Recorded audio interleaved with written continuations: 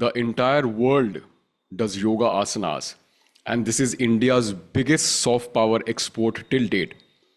But did you know that the yoga asanas can trace back its origins to the Indian Puranic tales? Did you know that the world famous Surya Namaskar was actually created and invented by no other than Lord Hanuman?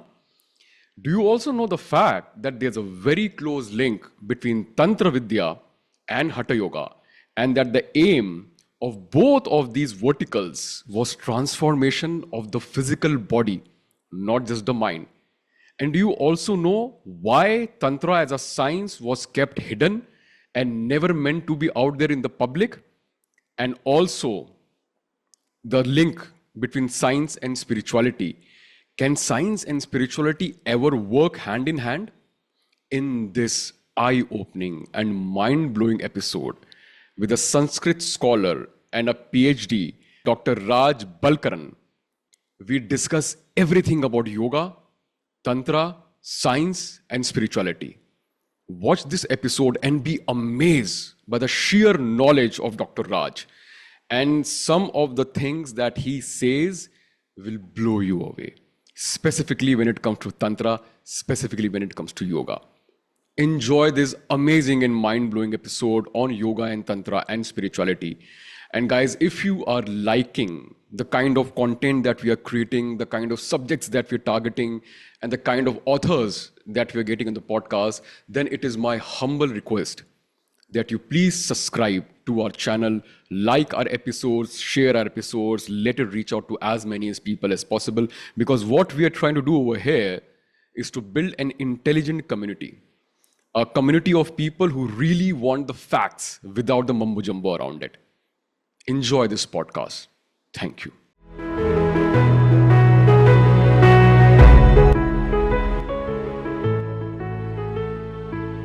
Dr. Raj, thank you so much for agreeing to be a part of our podcast. I'm a fan of your work. I have consumed a lot of your podcasts and I have read your latest book, The Stories Behind the Poses. It is on yoga asanas and their origins, which links to the Puranic folklore and tale. I was absolutely blown away by the concept because I have never known that you can, or there are historical links of asanas with the Puranic tales. You do not generally associate that. So we're going to go deep dive into that. So Dr. Raj, again, welcome on our podcast. Thank you. Pleasure to be here. Thank you for the kind invitation. Thank you. Great. Dr. Raj, now, so we will start this conversation first. We'll go a bit deep into it to understand the whole ecosystem of yoga asanas. I am very tempted to say Hatha Yoga because that is what, I have been saying in India also. There are big organizations which propagate and promote it by calling it Hatha Yoga, but I'm going to call it Yoga Asanas because Yoga Asanas, it could be a bigger umbrella under which a lot of these various type of asanas can come as well. But Dr. Raj, before I move on, could you please introduce yourself, some of the work that you have been doing? It would be really great for the viewers to know about the line of your work, and then eventually we're going to go deep dive into your entire ecosystem as well. Sure. There are a few pieces to the Raj pie. I'm a scholar of Sanskrit narrative literature. My PhD work was on the Devi Mahatmya, the glories of the great goddess, part of the Markandeya Purana. My other work has been on the epics. Ramayana, Valmiki Ramayana was the topic of my master's work. I've done some work on the Mahabharata. So Indian mythology or Sanskrit narrative literature, Itihasa Purana, however you want to think of that, that is my field of expertise. That is my academic training. In tandem with the academic training, I spent a great deal of time spiritually training with a master of an esoteric lineage, which I now hold. So there's a spiritual component to my work. There's an academic component to my work, and really a great deal of teaching, teaching adult learners, lifelong learners, academic teaching, spiritual teaching, hybrid teaching. I teach at the Oxford Center for Hindu Studies.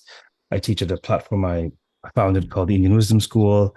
I do various talks at yoga teacher training, various podcasts, and I create a great deal of online content interviewing myself. I have a podcast at New Books Network called Indian Religions, where I interview authors on cutting edge work in the field of Indian studies broadly, Hindu studies along those lines. Yeah, some podcasting, some research, some teaching, and lots of one-on-one guidance, life guidance work. So one-on-one work with folks to help them along on their journey. And the last couple of years, I've been doing some international retreats to help solidify the teachings and the transformations in person. My students are online all over the world, and so rather than have them all travel, I travel to a few sites and we connect in person, which is quite transformative. So that's probably far too much you need to know about me, rajbalkaran.com, indianwisdomschool.com. Now let's get to the good stuff. What's your question? Yeah, great. So, Dr. Raj, before we move ahead with the Yoga Asana ecosystem, I have a personal, I'll tell you why I'm heavily invested in this ecosystem and what happened. Tell me. Yeah, so originally I am from Jaipur in Rajasthan, India. And, but I have worked in Gurgaon, Delhi, NCR when I had my own startup and everything. And before that, I have done my BTech from Bombay and in Bangalore and Infosys, all these companies I was. And then I shifted to Gurgaon because of my own startup ecosystem. I was in Gurgaon. The weather conditions, the air and everything was so bad. And I am from the northern region part of India. I was not able to handle the conditions of Gurgaon, the air, the quality, everything was really bad. Now it is even worse. And I started having a lot of, not diseases, but a lot of problems, respiratory problems, hair-related problem. It became dry. Lot of issues that started happening. And that is when I discovered, so I used to take medicines and I used to visit a lot of doctors. Nothing worked in a way that I would want them to work. Nothing, and so when I say nothing worked in a way, that means none of them was sustainable. You can't do them for a prolonged period of time. It's like keto diet. You can do it for some time, but then eventually you need to go on to the normal diet. I stumbled upon Yoga Asanas. And the thing that I stumbled upon is what we call predominantly in India is Hatha Yoga, because there are a lot of lineages in India who are working very aggressively towards this thing. So I discovered yoga. I actually discovered yoga through Isha Foundation, which is Sadhguru's foundation, though I have no affiliation towards that foundation. I just discovered because they're very aggressive in the way they market. That's their entry point for people to further go into things. Anyways, I got interested. I started doing little by little. I used to look at YouTube videos and channels, started doing basic Surya Namaskar, started learning Bhastrika, Pranayama, and all these things I started doing. I actually saw great results. I mean, it was transformational. And I used to tell my roommates, ki yaar, wake up with me, do some Surya Namaskar, do some Pranayama. It is really brilliant. And that is when my love affair with yoga started. So the science of yoga and the origins of yoga is something that used to always fascinate me. Then I stumbled upon your book. I had no idea that these poses could be traced back, and which we're gonna explore to the Puranic tales. And in your book, you have beautifully segregated. One part is the Shiva part, wherein you have certain poses which are associated with the Shiva Puranic tales, which encompasses their children, their wife, everything, like Shiva's entire ecosystem. Then you have the Vishnu part, wherein there are certain poses which are associated with Lord Vishnu and his avatars. So it's like ecosystems. You have the ecosystem of Shiva, you have the ecosystem of Vishnu, and then you have the Devi part of it. Again, you have an ecosystem. Then you have the other gods also part. There are other gods and their stories from where some poses could be derived and some poses could be inspired. And then you have the Rishis part as well. Because I've heard about Masendranath, I know about Gorakshnath. People do believe that that's how these things originated, okay? So Dr. Raj, it's a very fascinating ecosystem. Your book is absolutely brilliant. And I think the purpose of your book that you have also mentioned is that you keep it with yourself. It can inspire you to deepen your practice once you know where the origins are. For somebody who's really invested in the Hindu ecosystem, it can really help them. For somebody who's just looking for some fun trivia, they might not associate themselves with this vertical. They are just doing it for the sake of physical benefits. For them also, it is very interesting. So Dr. Raj, I'm gonna ask the first question, and we can go as deep as possible. What is yoga asanas? And when I say what is yoga asanas, let's go as deep as possible. We can start from the origins of it, of what you know is the origins of the yoga asana. Are there certain people to which we can say that yes, they were the originators of yoga asanas? And what are the type of like Hatha yoga, school of yogas that we have right now? So I am going to first start with the basic fundamental question of understanding what is yoga asanas, because yoga asanas are there also in the Patanjali Yoga Sutra. Though, I mean, it's like yogam sukham asanam, like whatever is comfortable for you, you do that. Not a lot is elaborated over there, but a lot of people do trace back to Hatha Yoga and Yoga Asanas to Patanjali's Yoga Sutra as well. But I didn't find a great deal of knowledge over there.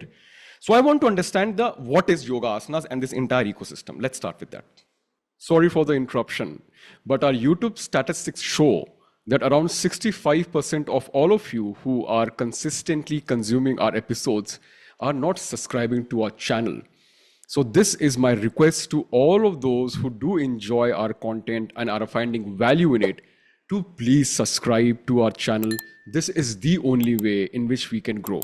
Thank you, and please continue watching and listening to this episode. Yeah, so I think that's a brilliant and important question. And I think when we are approaching questions, we need to understand the nature of the terrain and the nature of our purview and the nature of our bias. And while we are educated, those of us who are educated in a Western education system, and certainly those as yours truly who have been raised in a Western milieu, in order to succeed and to think clearly, we prioritize texts. Whether we are textual scholars or anthropologists or whatever, certainly doing well in school means understanding how to extract information from a text and ideally have your own original thinking around the information you attract. And so what I'd like to begin with is the reality that Indic traditions historically did not operate such that the text was the beginning of the tradition. Such that in Abrahamic traditions, we have this idea that, okay, we have the Gospels, these are the words of Jesus of Nazareth, Jesus Christ to many, recorded by his faithful disciples. And even though they were all contemporaries, still there are differences here and there. And certainly there's a history of redaction and a history of, canonization and what should be included, what should be excised, etc., etc. But there is a civilizational bias, not necessarily a negative one. It's just that for every strength implies a weakness. Every weakness implies a strength. And so thinking linearly through text as the genesis of tradition is not commensurate with Indic religion historically. More in modern times, absolutely. We have to understand that by some profound cultural systematization, the Vedas have been faithfully kept alive. And this is not a dogmatic or a practitioner's view. This is actually a scholarly view. The Vedas have been systematically, pristinely kept alive, now for millennia, but certainly for centuries. In the absence of writing, and this is unimaginable to most moderns, Indic or otherwise, that the knowledge was kept alive in the absence of writing. And so for those of us who seek texts as genesis or texts as evidence, we have to understand that we are compromised because we are broaching a tradition that was largely kept alive through oral transmission, even when there was a text, such as Patanjali's Yoga Sutras, which consists of 194 extremely terse aphorisms. The text is a prop for the exegesis of someone in whom these truths are awakened. So in the Indic tradition, the texts are rarely the beginning of tradition. If anything, they are the culmination of tradition. For example, 15 centuries ago, we have the crafting of the Devi Mahatmya, the glories of the goddess. Do you think people woke up 15 centuries ago and said, hey, you know what? We have Vishnu, we have Shiva, we have Indra, we have this, we have that, we have Brahman. Hey, we need a divine mommy. Let's sacrifice a buffalo to the Holy Mother. They've probably been doing this for millennia. It's primal. They crafted a text because they needed to fold this into Brahmanic tradition, and so they gave her a Brahmanic text, the Devi Mahatmya. But the text is in many ways the crystallization of the tradition, not the genesis of the tradition. Wow. Now, we have no way of knowing what was preserved by whom and where. And there are scholars who do fine work tracing the trajectory of texts, but that work, however fine, must admit it is occurring in an ecosystem of oral transmission, where texts are not the origins of tradition. And above and beyond that, texts do not contain the tradition. I've been to hundreds and hundreds of satsangas or transmissions on the Bhagavad Gita, which blew my mind open from my own spiritual teacher, teachings which I share to this day, that are generated from what you see in the Gita, but you cannot completely understand how the Gita relates to Patanjali, relates to the Upanishads without that awakened, embodied knowledge. So we have to begin there. Having said that, certainly in terms of yoga, to my mind, there is capital Y yoga and there is small y yoga. Mm-hmm. Yoga now in English, I live in the holy city of Toronto these days in Canada, but yoga in English in the Western world and even the modern Indic world means asanas, means physical postures. Now, for those who are more spiritual or perhaps even more scholarly, we understand that yoga actually is what I think of as capital Y yoga, which is one of the 6 darshanas, philosophical schools. There are 6 philosophical schools, orthodox Hindu schools, schools that did not break away from Brahmanism, such as Buddhism and Jainism and Charvaka, schools that said, okay, let's uphold the Brahmanical priesthood, etc., and let's track these paths of waking up. So yoga is one of the 6 classical Hindu paths of spiritual awakening. And we see the term yoga used in the Bhagavad Gita. We see the term yoga certainly used in the Yoga Sutras. And ultimately, these contribute to spiritual awakening, to seeing all that can be seen, to learning all that can be learned, to the karma being burnt, the lesson being learnt, full, complete, total apex of human consciousness. This is the journey of yoga, and there are many paths up the mountain. Now, one such path includes Hatha yoga, or physical postures. In Patanjali's distillation of the classical yoga school, asana is one of the 8 limbs, including, for example, pranayama, breath control, dhyana, dharana, right? It's one of the 8 limbs in Patanjali. Yeah. He's talking about capital Y yoga, but in terms of small y physical postures, there's a great deal of discourse and debate. Certainly, we have medieval texts. We have the Amrita Siddhi. We have influence from the Natha tradition. We have Goraknath and Matsyendra. We have these medieval figures and medieval texts where we see Hatha yoga. We see influence from Shaiva and Tantra traditions, where if the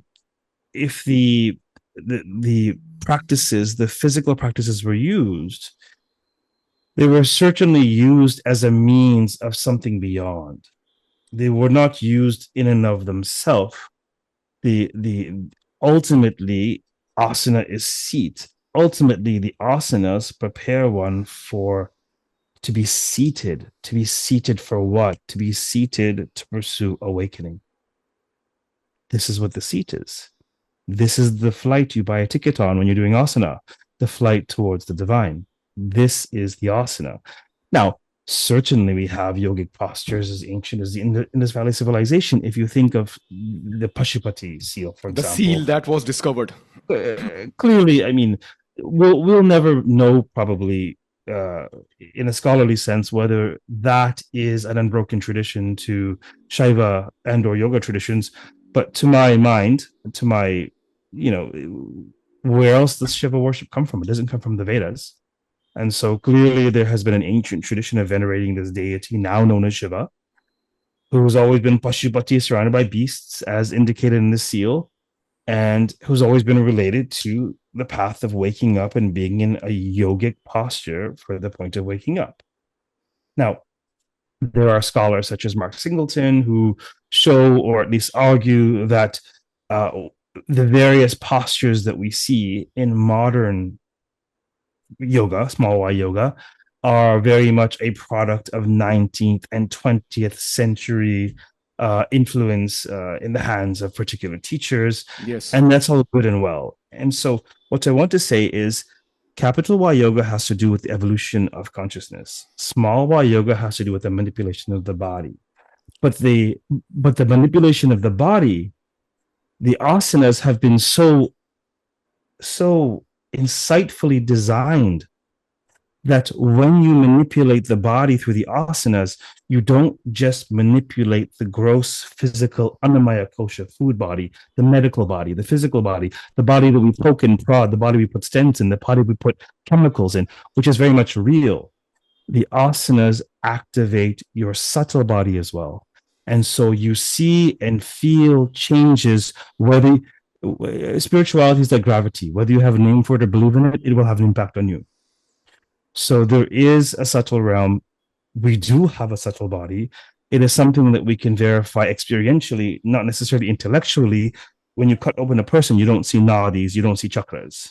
That's pseudoscience. But the asanas are designed to impact the evolution of consciousness. So whether or not a person is looking for that or even believes in that, they will first and foremost feel some relief always, which is why people come back. And more often than not, they will grow.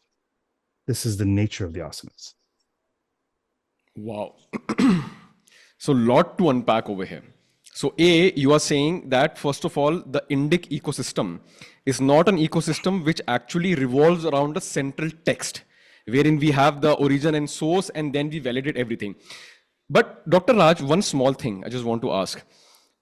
It's not revolving around a central text, which is good. In a broader sense, I think it's a more evolved ecosystem.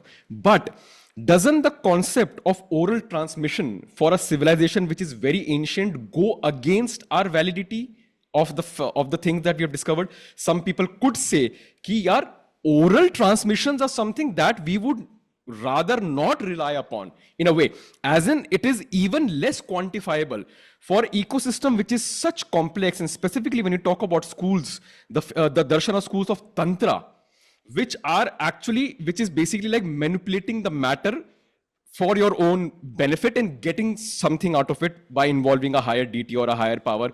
And some people might call those deities higher level of consciousness as well. The exact opposite is true.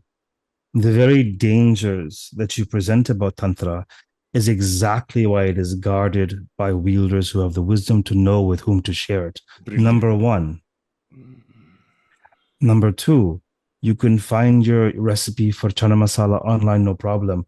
Do you know how your grandmother makes it and why it's so good? She'll tell only you because maybe you deserve to know a recipe like this. So lineages holding knowledge. Sure, one can make the argument there's hegemony and there's a power structure that needs to be, certainly there's a shadow of Brahmanism as there is in all class. All society is a pyramid scheme on some level.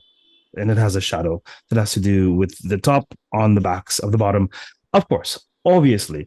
But without that Brahmanical system, we would not have texts preserved. There's nowhere on earth where we have the preservation of religious texts for 4 millennia, at least. There's nowhere on earth where we have this. There's nowhere on earth where we have this. There's nowhere on earth where there's a thriving cult. I mean, cult is a religious studies term, a following of the Divine Mother. It has been wiped out except for Bharata. Why? Parampara. How have all of these systems of thought survived despite British rule, despite various foreign powers? How have they survived? Parampara. I can go to a temple an hour north of Toronto and take darshan of Devi and have a priest do a very powerful Vedic ritual. You would not know what century you're in. You would not know what continent you're on. Why? Parampara. This knowledge has been guarded by people who understand with whom it should be shared.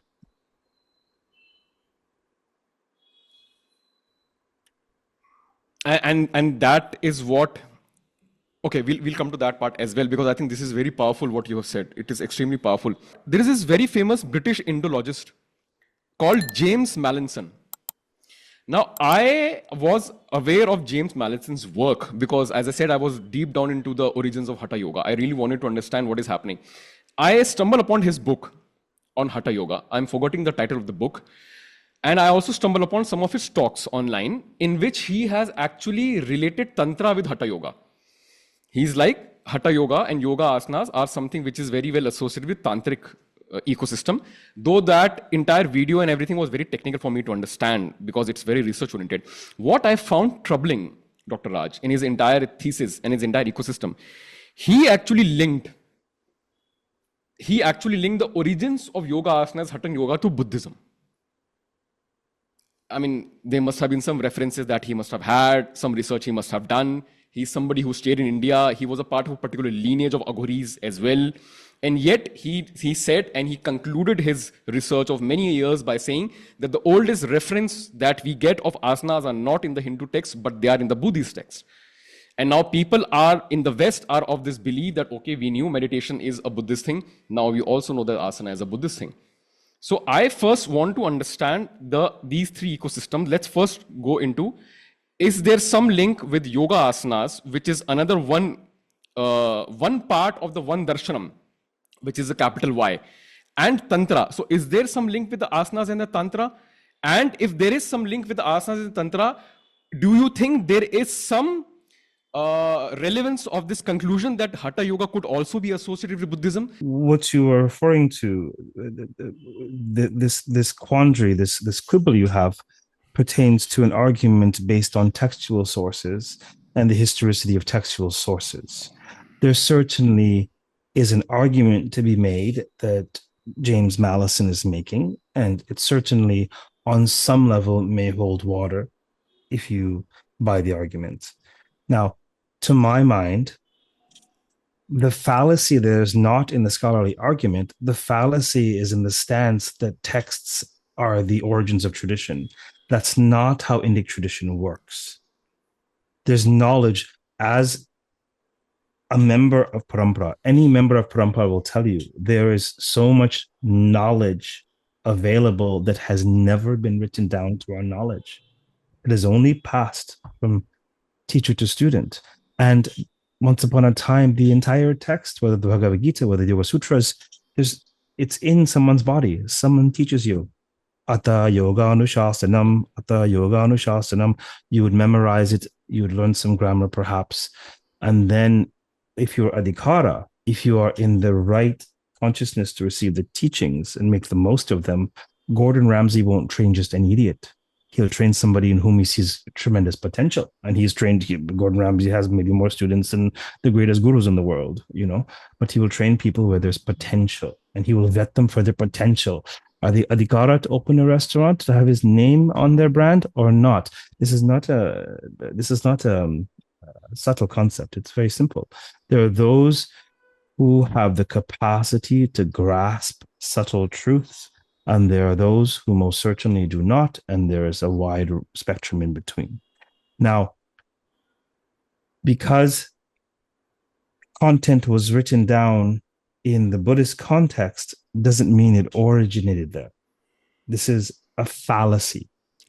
The Puranas are the latest of the texts that we have, the Vedic traditions, Upanishadic traditions. Do we think people started waking up only 2,500 years ago? Do we think 5,000, 6,000, 10,000 years ago? Do you think in the history of the human genome, 200,000 years that modern humans have walked the earth, there weren't tinkers and seekers and spiritualists and mystics among us? Obviously, this you just need some emotional intelligence to understand. Obviously, people like myself are not surprised that there are 20,000-year-old cave art in what's now France, or that humans, were in the New World 100,000 years ago. This is not surprising to me at all. So, just because the Upanishads were crafted in Sanskrit as a response to Vedic tradition does not mean that the science, if you will, of waking up originated there. It's just because the Puranic tales emerged 3rd century CE onwards. Do you think before 3rd century CE no one was bowing to Ganapati? Do we think that that people started worshiping the great goddess 5th century CE, for some 8th to 13th century CE, if you buy Yukoji's argument, whatever. The point is, the fallacy is adopting a the ideology and the methodology of a textual tradition, of Abrahamic traditions, which say it begins with the covenant with Yahweh from the Hebrew Bible, which say it begins with the Gospels of the words of our Lord and Savior Jesus Christ, which say it begins with the prophet Muhammad and the angel Gabriel who whispered in his ear. It begins with the text. Now propagate the text. This is a cultural bias, and this does not entirely accord with the way in which knowledge was preserved and transmitted in ancient India. This is just simply a fact. And so, yes, we can make the argument that we have no other evidence than this text. But that argument, we have to understand, may well be on quicksand, because we have no idea what was preserved by whom, where, because the text was not, at best, for exegesis, you see. Patanjali was not writing a text, he was codifying centuries of tradition that was in the ether, that was in who knows whose bodies for how long. And so this notion that Hatha Yoga begins because this Buddhist text is the earliest text we can find, I understand why that might be a worthy scholarly argument. To my mind, it's missing the forest for the trees. It's penny wise and pound foolish. Vibrant ritualism and vibrant philosophy exist in both Buddhist and Hindu traditions. The fact is that yoga as a path of waking up is ancient. The fact is that asana as a limb of yoga as a path of waking up is ancient. Now, which asanas came when, we don't know. The texts don't talk about the asanas that are in modern parlance. But what we do know is many of those asanas are named after Puranic figures and mythic motifs. Why would that be? My problem right now, what I face in India is that people, for example, and I don't know how much, if it's a fact, as I was talking to you about Tantra in today's time have become so abusive. It has become so abusive. Every person is coming on the podcast and they're saying, she came to me or he came to me, and the kind of thing they're saying, if India has to become the number one power in the world, we need Tantra. And my rational mind says, did Germany, France and UK, they needed Tantra, or the scientists were freezing the light, they needed Tantra? In today's time, the knowledge that we had in the country of origin is so abused, so neglected. People know nothing about anything. Have you watched Harry Potter? Yes. Yes. My dear boy, you are trying to speak wizardry with muggles, and muggles should never know about wizardry because they will misunderstand it, they will fear it, they will abuse it. This was the purpose of parampara, to not have these teachings in the hands of those who would do themselves and others and the tradition harm. The purpose of this quality control was to protect the teachings and the wielders of the teachings. This was the very purpose. And this is why Tantric teachings, even to this day, for the most part, are not public. Now, there are those who associate or conflate Tantra with either good sex or black magic. Yeah. If you want to have good sex or group sex, call it that. If you want to do black magic, maybe call it that. This is just a teeny shadow of the Tantra tradition. This is the most public because this is the most base and crude, right? The vast majority of Tantrikas, they're brahmacharyas. They're not orgiastic hedonists. Yeah. The vast majority of Tantrikas, they are of the light. They're using the Shakti not for them, but to bless other people. They're using the spiritual power for blessing. Yeah. Tantra has to do with the transformation of the body through the cultivation of Shakti. Yes. Shakti is a highly refined form of prana. If prana is the milk, Shakti is the ghee. It's very powerful. It's energy. It's spiritual energy. The wielding of that spiritual power, it's not moral and it's not immoral. It is amoral, just like money. Money is not the root of all evil. That's ludicrous. If Yeah. $1 billion came into the field of Dr. Raj, this world would be changed. Indic studies would be changed. Scholarships would be founded. The ego is the root of all evil. Money is energy. Shakti is energy. Morality is, what am I doing with it? Am I helping people or harming people? Absolutely. Absolutely. This is the morality. The cultivation of spiritual power is amoral. The Devi in the Devi Mahatmya, she is considered bhukti mukti pradhayini. She's not just waking you up, she's giving you enjoyment. The Shakti is amoral if it's being cultivated. If this vessel had a different maybe moral calibration with the ability to read people and influence people that is present, much damage will be done, because I know right away what people's wounds are. I'm a healer. As soon as they come for one-on-one work, I sense exactly where they need to be healed. I know what their vulnerabilities are. I can sense them like this. But that power is being used to heal them, not to exploit them, subjugate, harm them. So Tantra has to do with the cultivation of spiritual power, which is part and parcel of the transformation of the body, which is holding spiritual power. Spiritual power is not a name brand of any religious tradition. Okay? Spiritual power. We can call it Shakti, we can call it spiritual power. If we are to believe the Gospels, obviously Jesus of Nazareth cultivated spiritual power. Clearly, when people bow before the Pope and the papacy, for all of its sociocultural trappings, they are venerating the power innate in that post, Shakti of that post of the papacy, that is beyond the man sitting in the post. So spiritual power is in various religious traditions. Perhaps it is the essence of religious traditions. Ancient India has cultivated ways to really garner Shakti. Most of those ways you see in Tantra, but the thing is, it's a tapestry. You cannot take out the Vedic strand, the Upanishadic strand, the Puranic strand, the Tantric strand. It's an ecosystem of ideas that I call the Hindu jungle.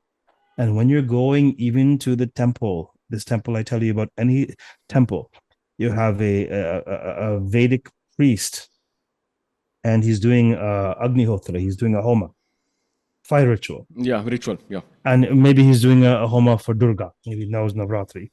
And in this Homa, what that he's doing, he's using mudras.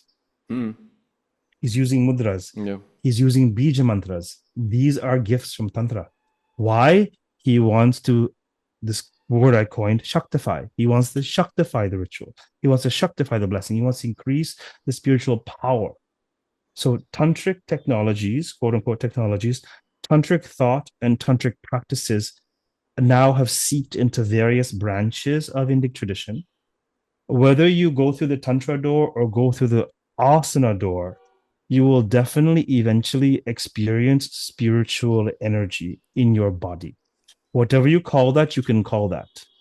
When you are cultivating that spiritual energy, you can dispense it. If you're dispensing it for your own sake, then maybe you need some moral education. If you're dispensing it for other people's sake, maybe this is punya. I am a very ardent follower of the teachings of Sri Aurobindo and Mother.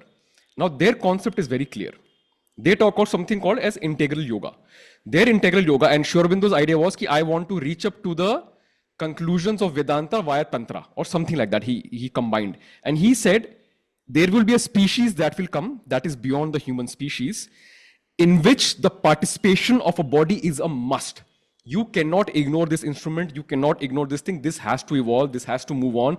This has to change. Certain organs have to be discarded. Certain new organs would be created because the consciousness demands. The higher it goes, the hardware also has to accommodate the software. And somewhere I obviously buy into the concept. I love the concept. And he does speak about Hatha yoga. Very specifically that this effort was made in the past. A very arduous and a very religious effort in the form of Hatha yoga was made to transform the body as well, to see the limits of the body as well.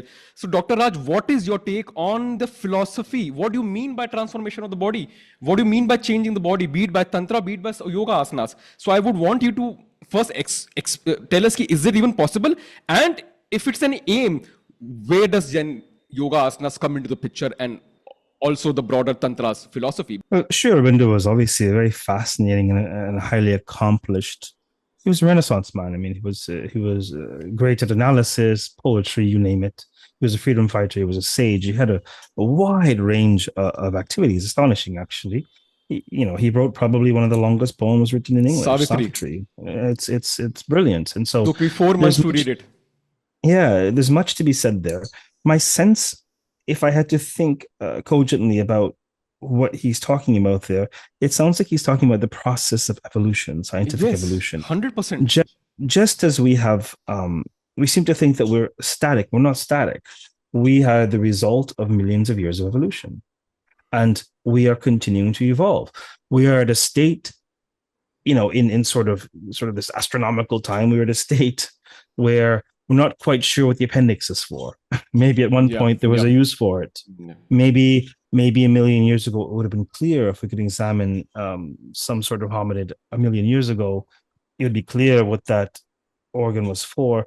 Now it's optional. So obviously, yes, our very bodies are changing due to the course of evolution. There's no question about that. That will necessarily be the case. What Aurobindo would add to that, above and beyond a stringently materialistic perspective, is that the process of evolution is guided by consciousness. Yes. Or that, consciousness has to do, insights that came to me some years ago, actually maybe decades now, is I had this thought experiment that, what is the difference between living things and non-living things? Quite simply, awareness. Absolutely. A living thing is aware of its surroundings. A non-living thing is not aware, that we can measure. And so if awareness is the sine qua non, the essential component of life, then the more heightened the awareness, the more heightened the experience of life. Yes. The more aware a human being, the greater they live, the more vividly they live. When Socrates is saying an unexamined life is not worth living, he's saying, why should we live as a rodent that has a limited awareness, or even another primate? Examine your life. As you increase your awareness, you will increase the extent to which you're alive, experience of being alive in the world. And I think this is not a far stretch to take to another level and say, what Indic thought is saying is that consciousness is the crown jewel of creation, and the ascent to consciousness is the theme of the human journey, of which all of our lives are variations. All of our lives, 8 billion people, 8 billion stories. And yet, everybody learns life lessons. Why is this? Because everybody has blind spots. Okay, what happens when you illumine that blind spot? And that blind spot, and that blind spot? What happens when you've illumined all of the blind spots possible? Enlightenment. There's no shadow. There's no way for ignorance. There's no place for ignorance to hide. So I say, perhaps we are evolving physically on that level. What I mean by the transformation of the body is that when people do asanas, whatever their beliefs are, it's irrelevant. Whatever even their aims, they typically come because the lowest hanging fruit is, I'm suffering and I want to alleviate my suffering. This is how people go out and buy things. Typically, they're in pain. Either they're seeking pleasure or they're seeking to avoid pain. The vast majority of human activities are because someone is seeking pleasure or because someone is seeking to avoid pain. And maybe they're seeking to avoid pain. They will go to a yoga class so they can feel better. They feel better. Maybe they alleviate the respiratory issues caused by the pollution, as was mentioned earlier. Perhaps they have some pain in a particular part of the body.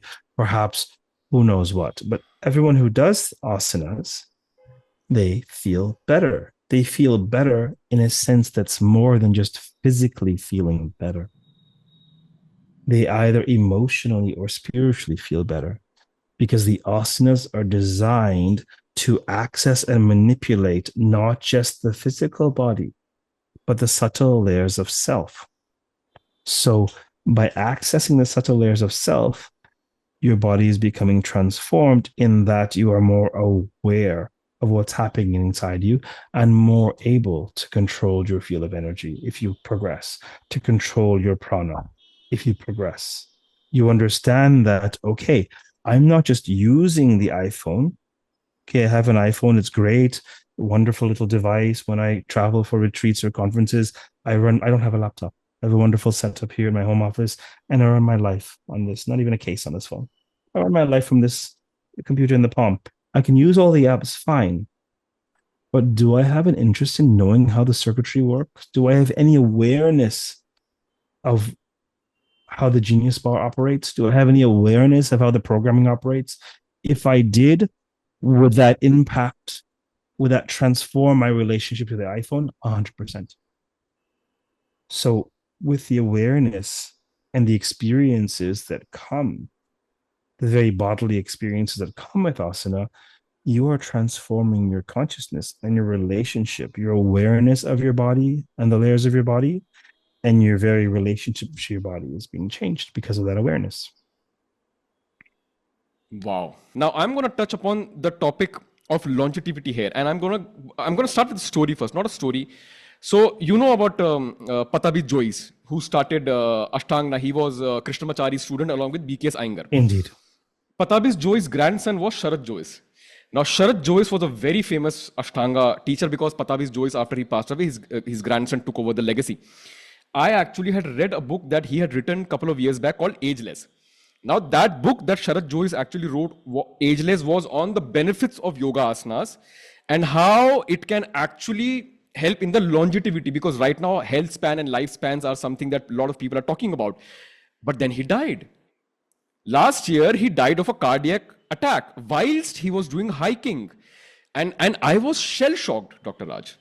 I was like a man who had written a book, Ageless, who had such a great legacy of doing Ashtanga asanas and yoga asanas for many years at a particular time, like a sadhana. A very young age, he died because of a weak heart. So in my mind, when people do say, Ki Raghav, I'm going to say something in Hindi. People say, Yog karo nirog raho. With yoga, you are always without any diseases. I want to believe it. I want to believe that, but I want to know the extent of this statement. This has to do with the integration of the spiritual and the physical. And obviously, asanas will confer benefits upon the individual, the practitioner. There's no question about that. Conferring immortality? Of course not. Now, sometimes teachings occur in parables. I think people think idealistically. Oh, yeah. So somehow it's interesting because very intelligent people who can think chronologically and think historically, they really struggle with spirituality often. And the flip side of that is those who are just innately spiritual, they really struggle with left brain function. They really struggle with parsing out this and this and this. Of course, it is not the case that everyone who does yoga will live a long time. That could not possibly be the case. If you are looking for more of a pragmatic, materialistic response, then this individual had a particular genetic makeup at birth and a lifestyle, and that arrow left the bow years and years ago and finally caught up with him. If you are taking that and looking for a deeper spiritual understanding, in accordance with his karma, the ayuhu, the length of life, is decided for every individual that enters the earth. According to most strands of Indic thought, the amount of time is decided. The quality of time is not. What you do with that time. So whether he took his last breath at 20, 30, 40, 50, 60, 70, 80, the question to my mind is, did he breathe deeply between his first and last breath? Or did he breathe very shallowly like an animal ready to pounce who is ensconced in this adrenaline? Is he living sort of fueled by adrenaline? Or when many human beings are, they're like, rodents don't take deep breaths. They're always afraid. They're caught up in fear. And when there's fear, there's shallow breathing and anxiety. And when a person breathes shallowly as a baseline, they have very high anxiety. and it creates all kinds of problems for their manas, their mental, the mental apparatus. If he's able to breathe deeply, where there's deep breathing, there's not anxiety. Where there's anxiety, there's not deep breathing, to the point that even if you are anxious, beyond anxious, if you are able to regulate your breathing, you will see a direct result on your psychology. So the question to my mind is, well, of course it's folly to say anything will, oh, this thing, turmeric will cure COVID. Probably not. Yoga, you'll live to be 138 years old and still have a full head of hair doing yoga. That's obviously a ridiculously reductionistic way for anything to do in the world. The question is not about how long you live. The question is about your quality of life. And I would say the proof is in the pudding. You don't need to believe anybody or not believe anybody. Who cares? You can argue till the cows come home. And in India, they're always home. You argue for as long Absolutely. as you'd like. Yeah. But do it and see. So, Dr. Raj, then you talked about breathing, and we have touched upon pranayama as well. Is pranayama, because pranayama, as I know, is also linked with asanas, because in the asanas, if you go to institute, we are taught to breathe in a certain way as well. Is pranayama a complete separate entity than asana, or is pranayama, which is the breath work, as we call it, the control of the breath, a part of the asana ecosystem? Because why I'm asking this, because I feel pranayama is, according to Yoga Sutra Patanjali, a separate limb. It's one of the asana pranayama. Asana and pranayama separate over there, like from the 8 points perspective. But when you're doing asanas, pranayamas are included in that, and obviously you can do pranayama separately. And when you do pranayama, then the concept of Kundalini and the chakras come up, which I personally have still not digested. I haven't digested. Maybe my mind is too rational. Maybe I am too stuck up in my own upbringing and my own teachings. I don't know. So, Dr. Raj, please explain this. I think there are two parts of your question. The first part of your question I'll answer with this question: is khichdi rice or is it dal? And so you see, when you have a path, a synergistic path, it is not as if now I will do asana, now I will do pranayama. You may practice these different, maybe you're in the gym, now I'm doing bench press, now I'm doing bicep curls, now I'm doing deadlift. Perhaps you bring them together because you are training for a triathlon. Perhaps you bring them together for your performance. It is not as if you're using one muscle in isolation. Whether you're a tennis player, whether you are a swimmer, all of the muscles and moves and training come together in order to accomplish a feat. Similarly, all of the limbs will come together in order to accomplish the feat. And the feat here is the raising of consciousness. Okay. In traditional yoga, of course, for asanas and pranayama, the feat is more low-hanging fruit of the alleviation of suffering, of feeling enrichment. It is astounding that no matter where you're starting off and what your beliefs are, you do an asana class with a relatively skilled teacher, and you will feel more calm at the end. How is this even possible? You're feeling more calm at the end of the asana class. Of course, if you're not breathing properly, you won't feel as calm. So the breath work and the postural work, they ultimately synergize. Okay, that is the first part of the question.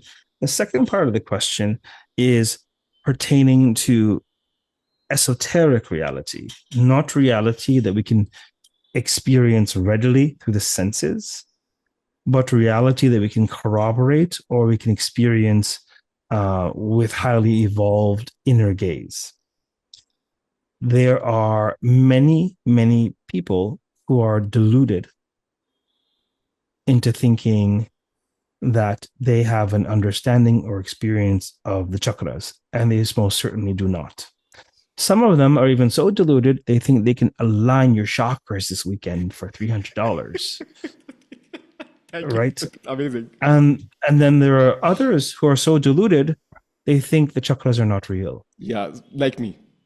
There are two kinds of delusion. Yeah. There are those who have a visceral experience of the subtle body. There are essentially four kinds of human beings. There are those who are thinking types. All of us are all. There are those who are thinking types first. They need a logical reason for anything to make sense. It's not going to work. There are those who are feeling types, musicians and artists. They don't they may not care so much about the art history. They want to experience the bhava. There are those who are thinking types. There are those who are feeling types. There are those who are more kinesthetic types. These are the types of people who are very good at assembling furniture, are very good at judging, glancing at someone and knowing their height. They really understand the physical piece. And there are those who are energetic types. Each type relates to a skill with one of the different koshas. Those who are versed in the Annamaya kosha, these are the athletes and the handymen of the world. These are the bridge builders of the world. Those who are very skilled in the Manomaya kosha, these are the artists and the empaths of the world. They feel first and think second. Those who have a very strong Vijnanamaya kosha, they're the critical thinkers of the world, the abstract thinkers of the world.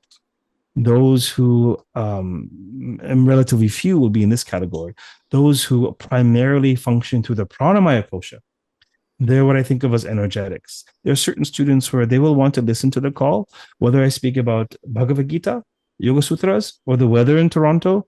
They just want the vibration. They want to pick up the vibration. There are energetics who are more plugged into the energy world.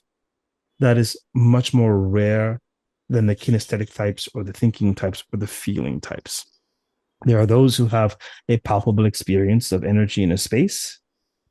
All of us can learn this. Not all of us have a predisposition towards this kind of intelligence.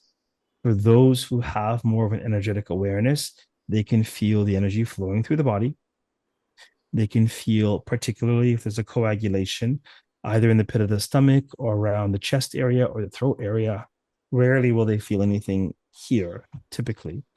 And so, yes, the chakras are not concepts. All they are is sort of, they're hubs. They're hubs of processing in the pranamaya kosha that map on. All the koshas, all the layers are not separate. So if you have an epiphany in your Vijnanamaya kosha, you may have a release in your pranamaya kosha. If you have a release in your pranamaya kosha, you may have an epiphany in your Vijnanamaya kosha. They're not separate.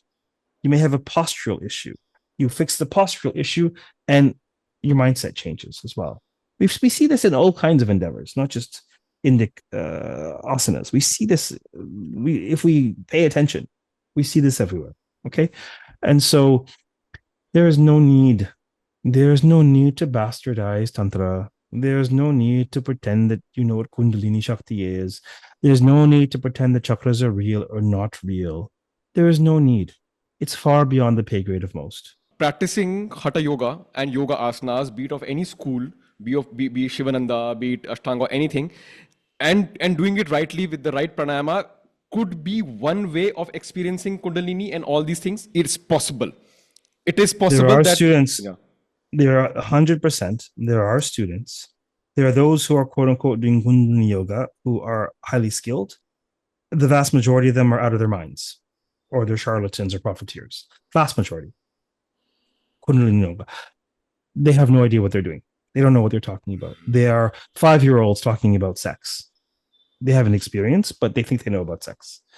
But there are people who, whether they're doing Kundalini yoga or some other yoga, they will experience an energetic awakening. Many of my students have had this experience. Many of my students are actually yoga teachers of various lineages. I mean, I'm non-denominational, but and many students will do asanas and have an experience of energy, of Shakti, of Kundalini, and not be quite sure how to make sense of it.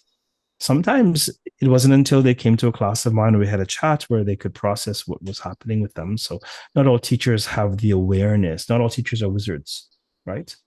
That have that wizardry or that awareness to spot or to sense or to manipulate the movement of energy. But there are those who have discovered that circuitry without trying. So it's definitely there. Dr. Raj, now we move to the second part of the discussion. Equally fascinating, equally brilliant. My first question, your book is the stories behind the poses. First question that I want to ask you, Dr. Raj, why did you write a public book? Because I heard your podcast in which you said, this is my first book which is available for the masses at an affordable price point. And I know the body of work that you do, your body of work is vast. So when I got to know about your body of work and everything, I was also surprised that why did you select this topic as your first public book? So I want to understand the genesis of this idea, why the stories behind the poses, and what is the theme of your book? And why did you write the first book as this? So since 2017, I've been teaching online on Zoom from my home office. unconsciously preparing for the pandemic. When the pandemic came, everybody was, a little confused, but I was just busier than ever before because I was already teaching online at home from my home office on Zoom. I had a Zoom account since 2017, if you can believe it. And so one of the platforms I taught at is a platform I greatly admire. It's set up by another religious studies colleague. His name is Dr. Seth Powell. He's now just recently graduated from Harvard. He nurtured and created this great platform in tandem with his PhD, and it's called Yogic Studies. And somebody said to me, "Do you know Seth? Do you know Seth? I think I've seen it at a conference. You have to connect. You have to connect." I connected with him, and I did not even realize he was doing online education. I was doing online education. He's like, we've been waiting for someone to teach this course. We've had so many requests, and you're obviously the right person, a course on yoga and Hindu mythology. Can you teach this course for us? I said, sure. So at the end of 2020, November, December, the last course they did was this course on yoga and Hindu mythology. It was fairly successful. I think they had 200 people sign up, which was relatively successful for one of these online courses. And people were interested in understanding the connections between the asanas and the narratives and the stories. And so that's what the course was based on.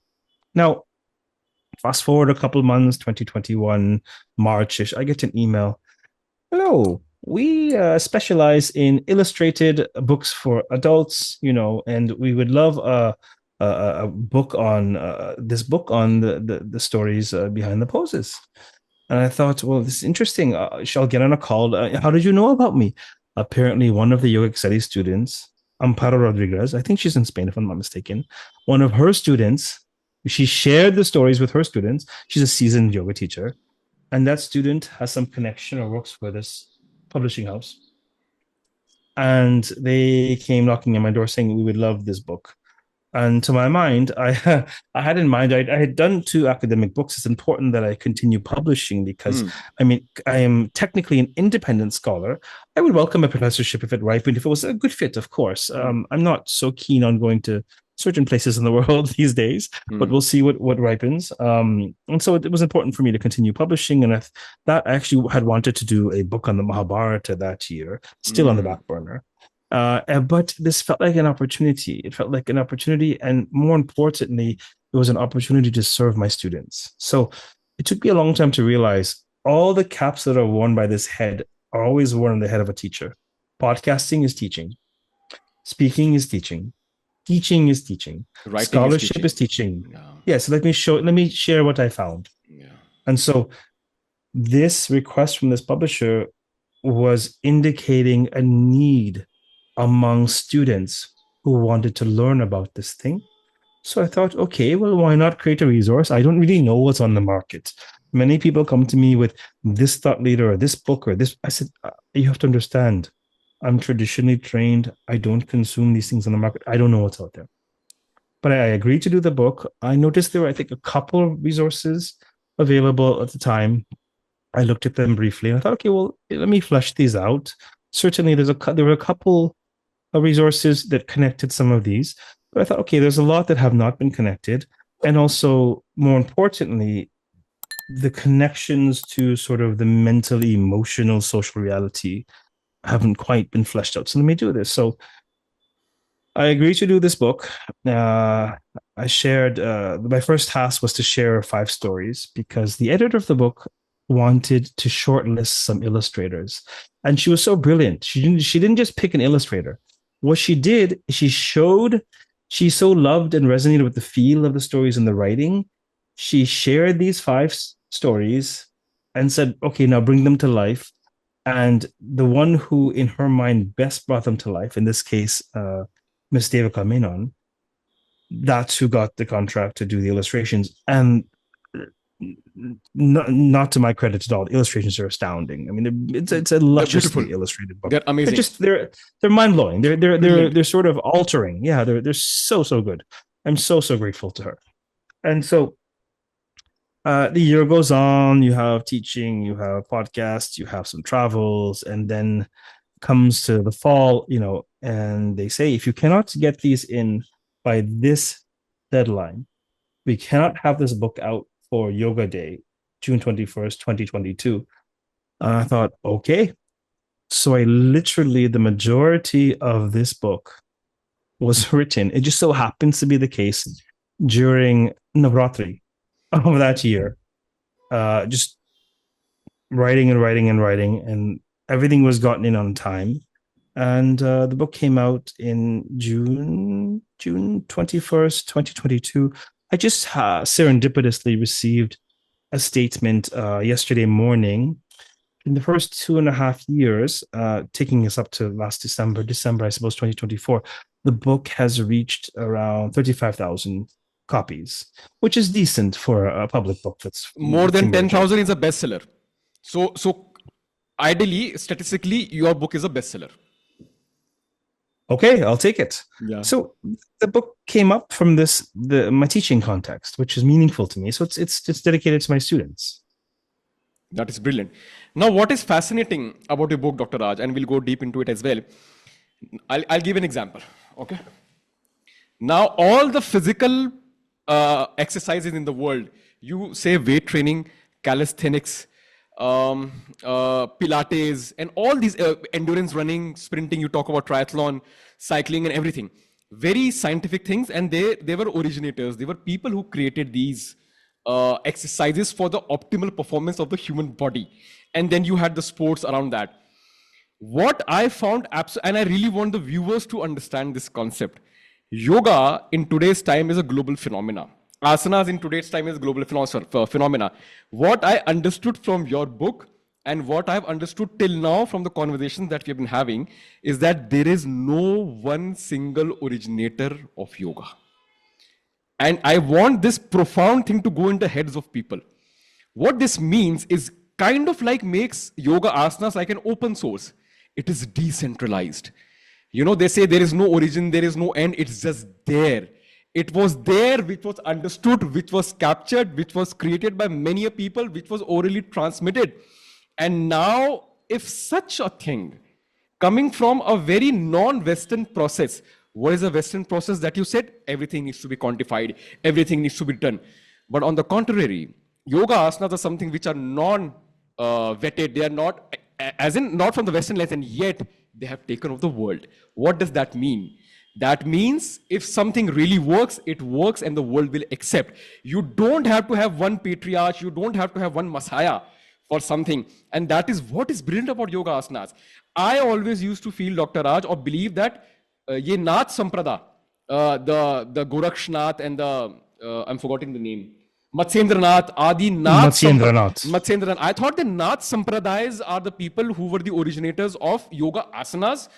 And something that I would never believe in, I also heard that Nagas were the people who created the yoga asanas because there was a civilization of Nagas at the time of Mahabharata. Janmejaya defeated them all. I don't know. But this infatuation with a singular genesis is it affronts the nature of organic enterprise. Not to say there weren't luminaries such as these Nathas, such as Patanjali. Of course, there were luminaries, but similar with the Puranas. When you look at the Markandeya Purana, you have the Devi Mahatmya. The Devi Mahatmya was very consciously put there in the Markandeya Purana for a specific reason. But clearly, the Markandeya Purana was composed over various periods of time by various hands. Now, one school of thought would be, oh, let's find the original Markandeya Purana and throw this other stuff away. Well, another school of thought is when you come across a mansion, a glorious estate, a palace, and this wing, Louis XIV commissioned this wing, and so commissioned this wing, and then this one is like more. What will you do? Well, tear it all down. Where's the original castle? You're missing the bloody point. Yep. It's an organic evolution. It's not necessarily an interpolation, because the wings were intelligently and tastefully added to the estate to thrive in an ecosystem. And this is a very different mode of authorship and even reception than we're used to in the West. And anyone educated with a Western education certainly will share these biases, myself included. I had to overcome these myself as a scholar, right? And so yoga does not have, to our knowledge, a single genesis. What we do have is fascinating and circumstantial sort of snippets that perhaps, these staunch seated asanas are as old as the Indus Valley civilization. We have physical evidence of that. The seal of Pashupati. Yeah, and we know that the science of waking up, if you will, is not from the original Vedic hymns. These are from the renouncers, the Indic, yogis or mystics. That the ethos of the Upanishads is very different from the ethos of the Vedic hymns. And so, what were people doing? They were doing presumably waking up practices have been happening in South Asia for millennia. Probably some of those waking up practices obviously involved curating how one sits and perhaps dealing with postures. We don't know. We have certain seminal texts that survive. We have certain seminal figures that we're aware of. But this is a collective enterprise. And to underscore your point, on the most simplistic level, why does everyone, of course, there are people who I love who have Androids and whatever, but why has iPhone taken over the world? Because it works. It suits people's needs. It's enjoyable. It's helpful. If yoga was not helpful, palpably helpful upon one class, it would not have taken over the world.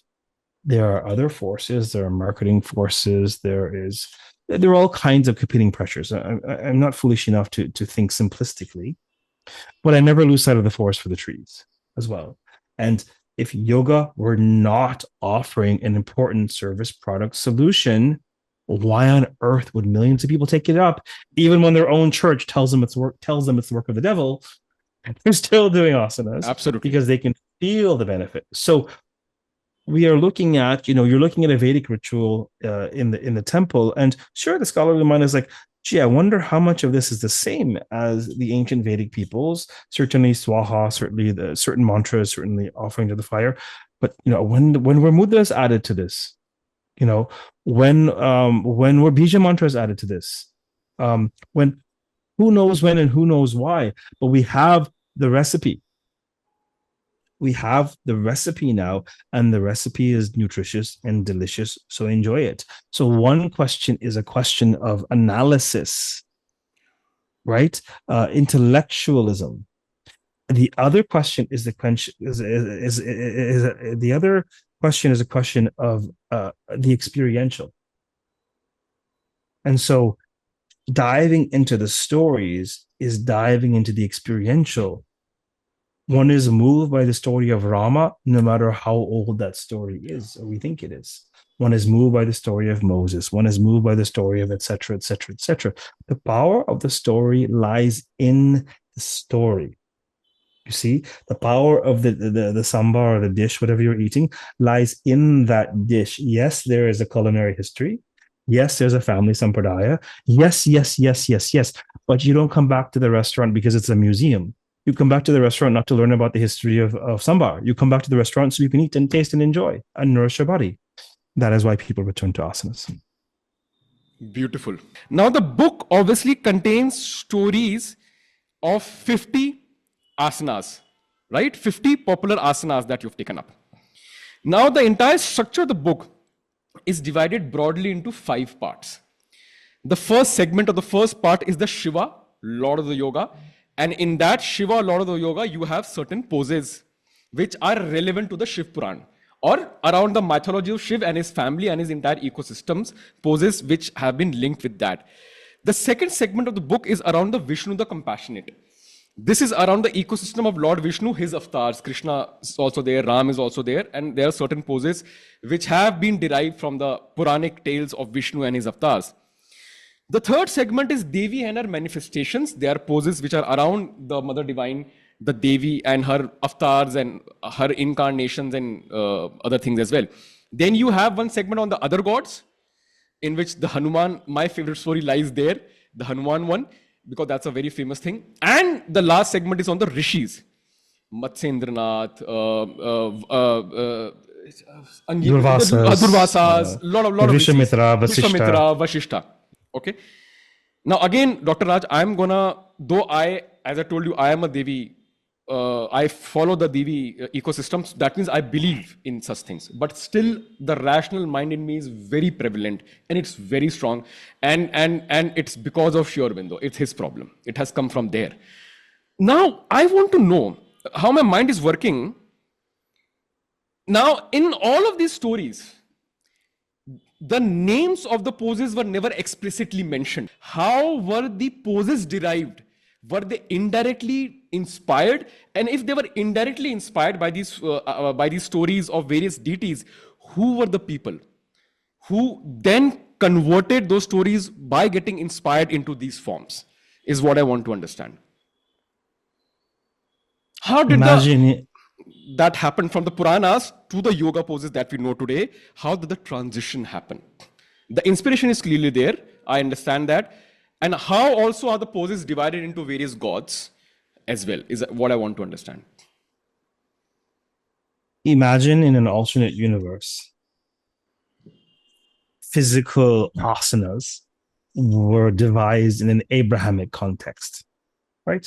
Abrahamic means the traditions resulting from Abraham's covenant with Yahweh, Christianity, Islam, Judaism, right? And so imagine that some great kinesiologists or sages came up with some interesting, powerful, effective postures. But these postures were not just physical postures. These postures were mental postures. They were psychic postures. They were not just movement of matter, but they were aimed at the movement of consciousness. How do we impact consciousness? Have you heard some beautiful, exalted music? Have you heard an enchanting tale? What if there was one posture and there's a wall next to me, so I can't do this posture? But imagine someone's arms outstretched both ways, and it was called Moses Asana. Arms outstretched, Moses Asana. Why is it named after Moses? Well, most will know. Oh, is a pivotal moment in the career of Moses, where it's a triumphant channeling of the power of God on high to part the Red Sea.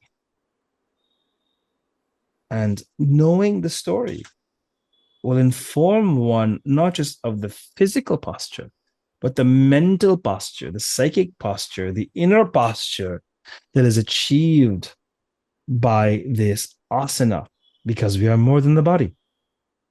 The story gives insight into the inner posture. Now, imagine a very similar posture was created in this alternate universe of Abrahamic asanas.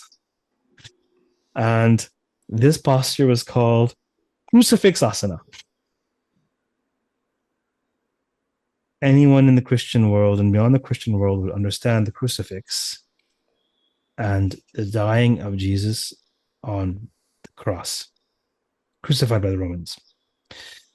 Do we not think that although outstretched arms are there for Moses and outstretched arms are there for Jesus, do we not think the mind, the mood, the mode, the mentality would be fundamentally different between one versus the other, although there is a similar motion of the body? Similar motion of the body. What does this mean? Well, this is Abhaya Mudra. Fear not. What does this mean? If you're in traffic, this means stop. Fear me. Stop. Otherwise, you're going to jail. Say it's a police officer replacing what does this mean? The same posture, what does it mean? So, the brilliant people who designed the asanas, whether they did so, I'm being facetious, okay? No. Whether they did so in the Indus Valley civilization or they did so last Wednesday afternoon, as some might have, or somewhere in between there, somewhere between 5,000 years ago and 5 days ago, who knows where, whenever the posture was designed. Why is it that it doesn't have a different name everywhere? That Virabhadrasana is Virabhadrasana. That Durvasasana is Durvasasana. Yeah. First of all, why on earth would this posture be named after a sage? These very difficult postures, they're all named after sages. The obvious intellectual question is why? What is it about that sage that makes this posture his namesake? Obviously, I don't mean to belittle anybody. It may not be obvious to someone doing postures, but postures named after the sage. Durvasa is an irascible, temperamental, anger management sage who was an amsha of the wrath of Shiva. You know, Shiva was fighting with Parvati, and Parvati was like, I can't take your bullshit anymore. You need to get some anger management courses. He's like, I'm so sorry, I'll go away. He took some anger management courses online and then took a fraction of his wrath and threw it somewhere. And then it sort of impregnated someone. And behold, Durvasa was born. This posture is a very, very difficult posture. You do this for a while, you will be cranky. You will be looking to throw curses if you do this for a long time. It's named after this person who, even when he's sitting still, he's in this posture because he's so agitated. He's always ready to throw a curse. Someone didn't acknowledge me, and this and that. He's just so agitated as a person. Perhaps then, not perhaps, obviously, there's a significance there. So if they're named after sages, there's something in the biography of the sage, similar to Moses Asana or Crucifix Asana. There's something in the biography of the sage that is going to be the aha moment of what the posture is arriving at, the state of consciousness, because the postures were designed to curate consciousness. Yes, to have physical relief and effects and benefits to the body, but not under the delusion or fallacy that the physical body is the only body or even the most important body, or that healing begins and ends in the physical body. Sometimes it does. You get a cut, you need some disinfectant, you need a band-aid. Yes, this is something that's coming to you from the outside. You come up with depression. Maybe there are external causes, maybe there aren't. You are suicidal. Would we find a band-aid or a bandage or a stent for someone who's suicidal? Mental illness is so difficult to deal with because it's much more than brain chemistry. Of course, there's a brain chemistry component. The answer is not just one or the other. Of course, the Annamaya Kosha is real. And of course, we have powerfully mapped much of the Annamaya Kosha. But what is mysterious to us is the more subtle aspects of self that we will never physically map. And so if a posture is named after a sage, there's something about that sage that's relevant to that posture. Now, we see postures that aren't even just named after sages. They're named after mythic motifs like Anantasana, Vishnu's sprawling serpent couch between the ages. What on earth does that mean? Well, understanding the function of Vishnu's couch and that experience will facilitate in the understanding of the experience that the posture is aiming to facilitate. Now, you mentioned a great example. One of the best examples is warrior. I'm doing warrior today, bro. Good for you. Congratulations. I'm so glad. You know, we have a bros only yoga studio. We just do warrior and shavasana. None of that downward dog nonsense. Okay, great. Good for you. Good. Thank you, sir. Do you know why? Do you know why it's called warrior? Because it was named after some arrogant asshole who couldn't get enough of himself. Like, do you know why it was named after warrior? It's not warrior. It is warrior, yes. It's not just warrior. It's Vira Bhadrasana. Vira Bhadra is not any warrior. There are no shortage of warriors among the avatars of Vishnu, the manifestations of the mother, or Shiva and his iterations. This is a very specific warrior on a very specific mission that is born of Shiva's incredible loss and anger and rage because the love of his life has burnt herself alive because his father-in-law is a blithering idiot buffoon morally whose ego knows no bounds. And so it is a manifestation of intensity in the face of egoistic adversity. This is warrior. It's not intensity of your own ego. It's intensity in the face of egoic ignorance that would destroy you. And why are there three warrior poses? The three warrior poses pertain to three pivotal moments, mythic moments in the story of Virabhadra. Warrior one, he's receiving his instructions from on high. You have to look before you leap. And if you're lucky, you're not just going to look outwardly, you look inwardly. You have to not just see, but be a seer at times. You have to not just be a rebel without a cause. You want to be a rebel, at least have a cause. You're on a mission that's great, but it's just a mission for your own personal aggrandizement? Or is it a mission for something greater? What is your purpose? What is your dharma? What is your mandate from heaven, so to speak? So warrior one is connecting with that prana from above. Prana, energy, whatever you want to call it. Where Virabhadra is receiving his marching orders from Shankara, from Shiva. Warrior two is, okay, I've got my marching orders. I'm in Rajas.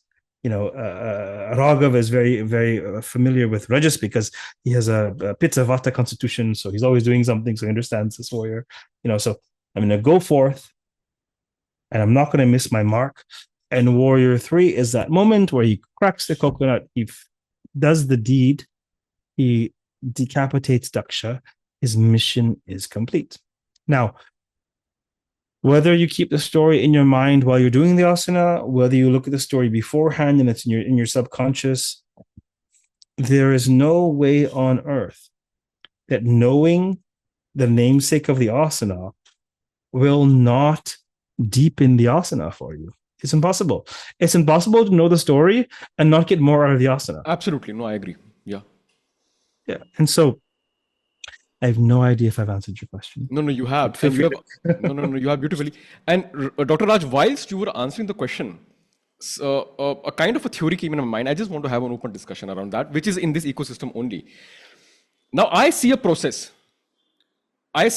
Now. These yoga poses were created or generated with some reference point. Reference point in this case being the Puranic stories, and taken the characteristics of that character, of taken the situation and everything they were created.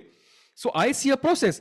Now my mind is saying, Raghav, that means any new poses in the future could also be created with respect to any reference point. This makes yoga asanas as an ecosystem ever evolving. That means if there is a process that we have identified of referencing something, of understanding what happened in that time, understanding the emotion of that individual and entity, and creating a pose that symbolizes what happened, that means this process could be applied everywhere and anywhere with any reference point, historical, past, present, future, whatever, and new poses could be created. Well, I think there are a number of points there. One point is one important phenomenon is that the only way a tradition survives, just like species, is to adapt and evolve. Yeah. Traditions which do not evolve and adapt, they do not survive. They die out. They go the way of the dodo, right? So, without question, the various aspects of Indic tradition are being adapted. The story of Rama. How many incredible iterations, reiterations, retellings, dramatizations, adaptations of the story of Rama, whether we're looking at the Valmiki Ramayana or we're looking at Sita Sings the Blues, right? How many adaptations have there been? And there's going to be a line, and this line will be different depending on who you are. There'll be a line where, oh, that's not tradition, you've bastardized it. Yes. Or you've adapted it, and this is what's going to allow this to survive, right? So when I read the Devi Mahatmya, I see this extraordinary coded knowledge on the mechanics of power. Mechanics of? And when I see power, Shakti. And so when I see, a buffalo demon has stolen the throne of Indra and all the gods come together, and from their rage that comes out of them, from their collective outrage, the goddess is formed.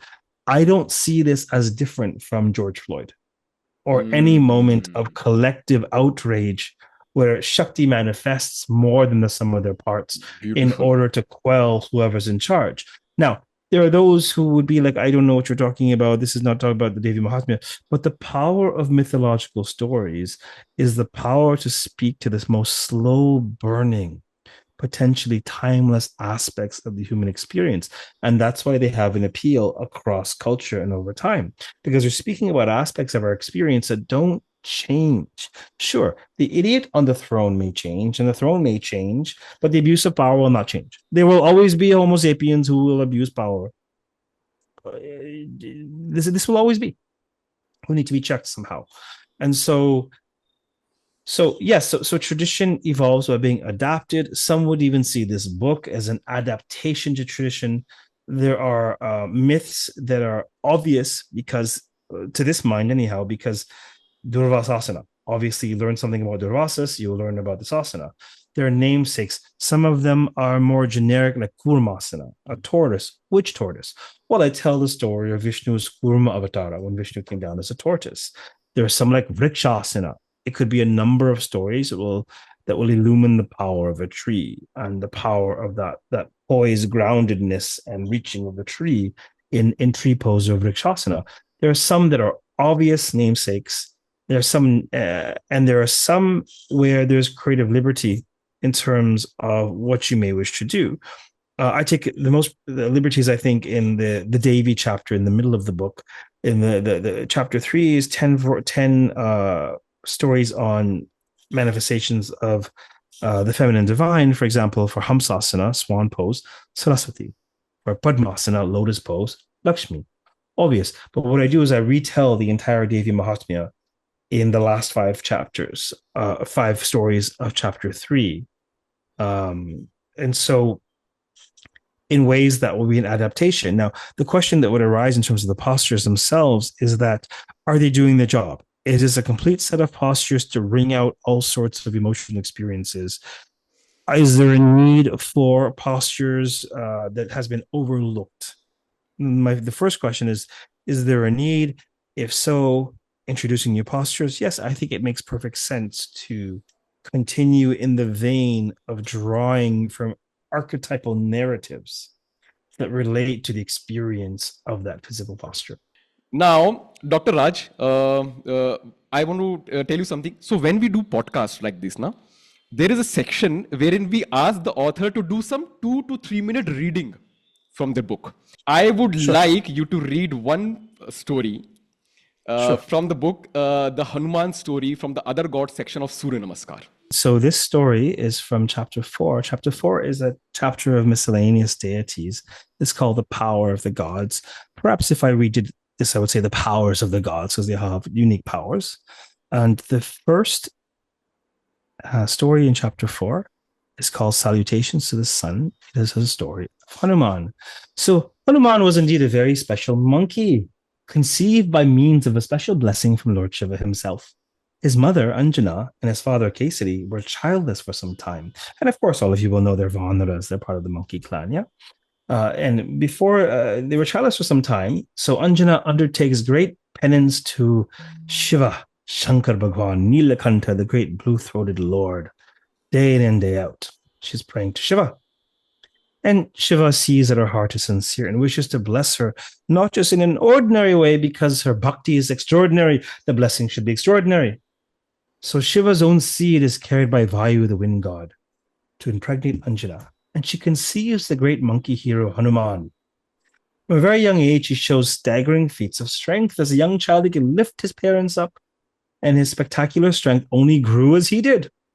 One morning, the young Hanuman was hungry, and his mother Anjana was out in the market buying mangoes, because she knew that mangoes were her boy's favorite fruit of all to eat. So the young Hanuman looks out his window into the morning sun and sees this giant, luscious, delicious, golden, orange, reddish mango on the horizon. He mistakes the sun for a mango. So he pushes off with his feet and he aims to reach the sun. Before he knows it, he's airborne and Hanuman is traveling through the air. He finally gets to Indraloka. He finally gets to the heavenly realm. And Indra, the king of gods, says to him, "This is no mango, child. This is Surya himself, bringer of day. You cannot go any further lest you perish by his flames. With this, the disappointed Hanuman returned to earth. By this time, Anjana returned from the market with a fresh basket of mangoes to sate her son's hunger. Although Hanuman ate his fill, he still thirsted. He hungered for knowledge, knowledge about the sun, who he had come so close to meeting. So close, but not quite. So as he grows, he proves himself not only physically powerfully, but morally powerfully, spiritually powerful. He has remarkable self-control, contentment, containment, and he has a penchant for serving. He loves to serve. Monkeys are obviously curious, as we well know from Curious George, but this monkey was curious about, the mysteries of life, philosophy. So he turned and sought out sages at every turn whom he could learn from until there was no one left to learn from. So he decided to set out to see the sun, to seek the knowledge of the sun. So he sets out soaring through the heavens. Hanuman steers himself towards Surya the sun. He soon drew near to the maker of day. He followed it majestic intensely. Behold, Surya the sun god was riding his chariot, drawn by 7 celestial horses. Hanuman approaches him and asks him for Diksha. Guru Diksha Pradehi me. Please give me instruction, initiate me into knowledge, Gurudev. And so Surya refuses. He scoffs. The sun is Krura. He can be harsh. The midday sun in Rajasthan it can be quite harsh at times. So he refuses. Says, "Look, listen, monkey. I can see your Swabhava. You've got great qualities, but I'm busy. Look, when can I stop to teach you? At what point do I stop doing my duty? Never has there been a point since the creation of the universe when I haven't done my duty, and never will that time come. They'll be able to chart my course for thousands of years in the future, and they'll know exactly where I'll be because I am the essence of dependability." The clever monkey came up with a solution. "Glorious Surya, what if I keep pace with you? If I keep up with you, will you teach me then? Will you accept me as a student then?" Surya still scoffed and said to Hanuman, "You can try if you'd like, but the longer you keep pace, the more exposure you'll have to my fiery presence. You'll be singed in no time, monkey." Hanuman responded, "If you'll have me as a student, I'll keep pace for as long as I can. Even a day of your diksha, even a day of your instruction is worth a lifetime without it." Surya agreed to instruct Hanuman. Hanuman positioned himself to face the sun and flew backwards so that as in the ways of old, student and teacher could face each other, parampara, from one to the other, because that is how lineage is preserved and propagated in this world. Parampara, from one to the other. Surya's instructions began. Surya taught Hanuman about Vedic knowledge and about all the mysteries of life, all the esoteric knowledge. After all, the sun sees all. He outlives all. He supports all. He is the great bringer of illumination, possessing his own luster. The sun sees through all shadows and can separate the wheat from the chaff. Hanuman learned a great deal, keeping pace with Surya day after day after day, then a week, then week after week after week, then a month, then month after month after month, then a season and 2 and 3 and 4 seasons. Surya was impressed by the monkey's forbearance, his intelligence, his respect, and he marched on with his teachings for exactly 1 year. One cycle of Surya, 1 year. When they were done, the wise and blackened Hanuman offered his prostrations to Surya the sun, his guru. As was the days of old, as it was in the days of old, at the end of their training, Surya asked Hanuman for a dakshina, a ritual fee, but he didn't have anything specific in mind. He knew the monkey was wise, and what does the sun need? The sun depends on nothing. The sun is entirely, self-contained. So he says, "Please give me the dakshina of your choosing. Whatever you offer, I will accept contentedly. You are considerate and wise." Hanuman replied, having learned from you the mysteries of being, I wish not only to honor you as my guru for the rest of my days, but I want for all the world to honor you too. I know you are worshipped around the world. I've seen the world by your side, by the Egyptians and Greeks and Persians, and certainly in India too. I know that the whole world honors you and worships you with prayers and hymns and salutations. But I wish to devise a very specific sequence of postures dedicated to your glorification, dedicated to the activation of your solar energy in the embodied beings of Earth. The very first of these postures, Guru San, will be Pranayama. The position I now adopt as I pay my respects to you, my Guru. Surya was pleased at this great gift made in exchange for his year-long instruction. He blessed Hanuman with success with his solar yoga sequence, known to us now as Surya Namaskar. After each tale, there's a teeny bit of a spiritual gloss, paragraph or so at the end, that reads as follows. Pranayama is the very first step of Surya Namaskara. It requires one to be centered, focused, and reverent, whomever and whatever form our Guru takes. Whether an enlightened being or a barista or an Uber driver or a podcast host, whoever is driving us, who knows? Whomever and whatever form our Guru takes, we are called to respect them if we are to succeed in receiving all that they have to give. This posture naturally brings our attention to the heart center, so crucial for the mutual devotion flowing between student and teacher, parampara. The Surya Namaskara sequence also calls us to lower our heads, subdue our egos, so that there is space to receive the grace our Guru will give. Surya Namaskara is far more than only a heating practice geared toward the cultivation of solar channel. It is a sequence that brings into balance both channels when done well. The sun is the light of awareness, representative of the light of the soul. Swaha. Beautiful, amazing, brilliant. And now the viewers know the kind of stories. And I mean, when I read I decided, Dr. Raj, I have been trying to do yoga now. I mean, on and off. I have decided from tomorrow onwards, I'll do just Surya Namaskar. Because now there's a connect. Because now you know where this is coming from. Now you know the genesis. And imagine all the Hanuman Bhakts out there. None of them, majority don't even know there's a relationship between Surya Namaskar and Lord Hanumana. What if they come to know about this thing? One more thing would get added into their bhakti. And that is so powerful and profound. And that I wish where people read this story, they purchase a book, they read all the stories. The stories which are related to Devi were amazing. I had no idea that Balasana came from Krishna's, when Yashoda came to him and she asked him to open his mouth to see the cosmos, and the Vishnu is like, amazing. It is just simply superb, Dr. Raj, what you've done with the book. Is there something next that you're writing? What is next in your agenda? What are you writing next? That's a good question. As I mentioned, I'm an independent scholar, and so much of my time is taken up with teaching and podcasts and one-on-one life guidance work. So writing always takes the back burner. But there is a brand new translation of the Devi Mahatmya that's been on my desk for 2 years. I need to just iron out some of the grammatical issues and write the introduction and get that off. So that's been on my desk. But there's also a really meaningful article that will belong to a collected volume on the Devi Mahatmya that's being published next year.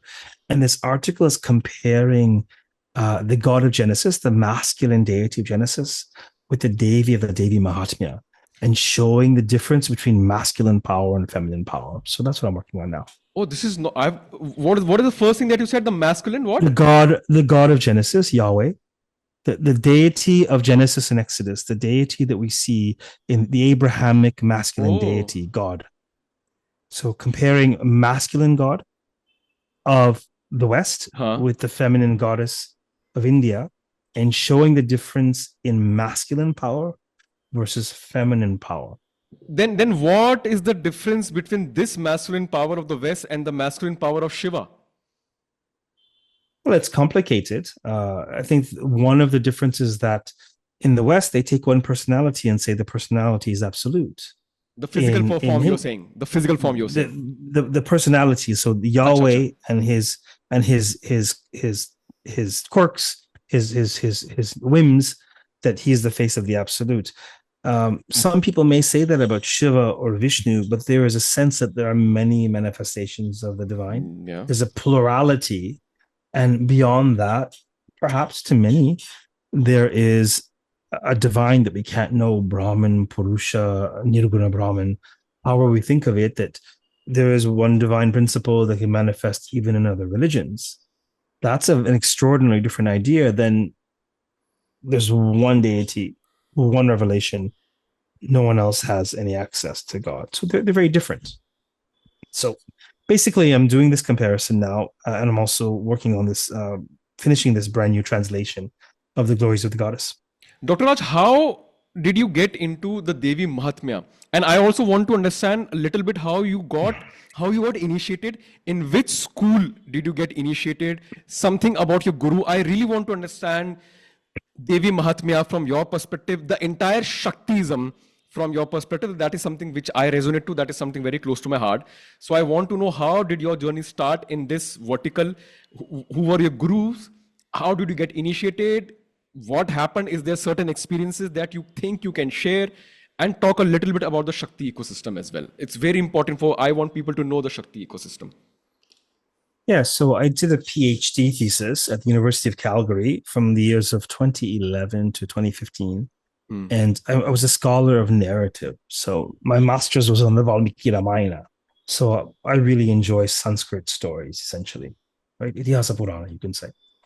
And at the time when I was doing my master's, it was interesting. I did my PhD pretty quickly in 3.5 years, 4 years technically on paper, which is fairly quick. Yeah. PhDs in the humanities are typically about 6 years or so. But I did my master's rather slowly. I did it over 3 years, half time. And it was like the master's and the master, because I was studying with Mantriji, my guru, heavily in all of the years of my master's training. I was working a fair bit, working to support myself through school, doing this master's at the University of Toronto half time, and then studying with Mantriji day in and day out, yoga, philosophy. Those days it was moksha, moksha, moksha. We were doing moksha teachings, right? But in addition to the spirituality of waking up, he had initiated many of us into the Chandipata, which is the ritual recitation of the Devi Mahatmya. So the Devi Mahatmya is fascinating because it is a mythological text couched in the Markandeya Purana, which tells the tales of the glories of the goddess. But it moonlights, so to speak, as a liturgical text that's incanted in ritual, as liturgy. And typically during the fall Navaratri, there is a 3 to 4 hour ritual where the entire Devi Mahatmya is offered into the fire after each verse Swaha. There are various hymns before and after, and it's called the Chandipata, right? So not only is the text describing the glories of the goddess on an intellectual or a mental level, but the text is understood as a means of energetically availing the Shakti of the goddess on an experiential level. So it's a beautiful text to serve as the cornerstone of, say, retreats and teaching, because we can speak about it intellectually, we can storytell from the text, and then we could chant verses, for example, the famous Ya Devi Sarvabhuteshu. Yeah. That's in chapter 5. Yeah. Chapter 5 of the Devi Mahatmya. There are 4 hymns in the Devi Mahatmya. So I was doing a lot of, my guru is not a sort of a household name or a name brand guru. He's a very powerful, esoteric lineage. And so it's not as if you will Google us and find any of us online. Some of his students, one in particular, is studied a great deal of astrology. And one of his astrology students of many decades has many students who you'll see his name, KL Mantri, or Mantriji, we called him, as their Paramaguru for their Jyotisha. They feel the need to signal that, I suppose, to Westerners who may wish to know what lineage you're from. But other than that one student, probably his greatest astrological disciple, and his now many students in the West, you won't see anything written about him. You won't see, he was a cave dweller who happened to live in Toronto, essentially. But very powerful, very wise being, and had the extraordinary, honor and privilege of studying with him day in and day out. I learned various shastras. I learned all kinds of things from him. And more than fishing for me, Mandariji taught me how to fish. And so, and so in addition to initiating me into the Chandipata, into various Devi practices, I received the blessing of being able to study the Devi Mahatmya. And it never occurred to me. It's like, so, if I'm a a psychology student, would I do a psychoanalysis of my own mother? It felt like, oh, well, this is the ritual practitioner sphere. But it was fascinating because it's a rich text as an object of study. There's so much that needs to be done on this text as an object of study, because we don't know who authored the Devi Mahatmya. What we know is we have this phenomenal text that is revolutionary, because never before in Vedic thought or Indic thought do we see a great goddess. We see goddesses like Vak, like Saraswati, like Lakshmi. We don't see a mother goddess until this relatively late text. So it's a fascinating text, but it's a text that I relate to both. I think three main ways I relate to it is as a scholar, thinking of it intellectually, as a storyteller, bringing to life its stories, and as an upasaka or a sadhaka or a spiritualist or a wizard, shall we say, engaging the text as a catalyst for the cultivation of Shakti. Dr. Raj, when you said that a great deal of study needs to be done on this as well. Now, this sentence and these selected words, I love it. When somebody says a great deal of study needs to be done on these scriptures or these ancient Indian verticals, that fascinates me. In all the Indian scriptures that you've read, including the Devi Mahatmya, including Ramayana, Valmiki, I don't know, Vedas, Puranas, whatever, do you somewhere see hints of a higher level of technology that we are seeing now manifest by the scientists? Because we believe that, oh, everything was happened in Veda, this has happened in Veda, that has happened in Veda. So I just really want to understand, because when you say study, is it possible that if we also look at it from a rational perspective, we might gain some amazing technological insights as well? I am really interested to know, is it possible? To my mind, the experiential and the empirical, although they cross-pollinate, they are different orders of reality. So the ways in which one receives intuitive insight is not the way in which one receives sensory input. Interesting. Yeah. And so, in terms of advanced physical technology a la ancient aliens, no, I think that's ludicrous. I think that's pseudoscience. But I think the fallacy is thinking that the scientific method is, we need to adhere to the scientific method when dealing with the physical universe so we can separate the wheat from the chaff. Obviously, this safeguards us from fanaticism and dogma and superstition 10,000%. Having said that, the great fallacy we make is thinking that the scientific method can be the arbiter of all truth, and it most certainly cannot. Oh, that's a very powerful statement. Yeah. Because the scientific method is the arbiter of empirical, measurable, physical truth. And it has its limits. Is what you're saying? It has its limits. It's limited to the empirical, measurable, physical reality. Just because we cannot physically measure the spiritual does not mean the spiritual does not exist. So I think there are people who take the method and the domain of one and trespass upon the other.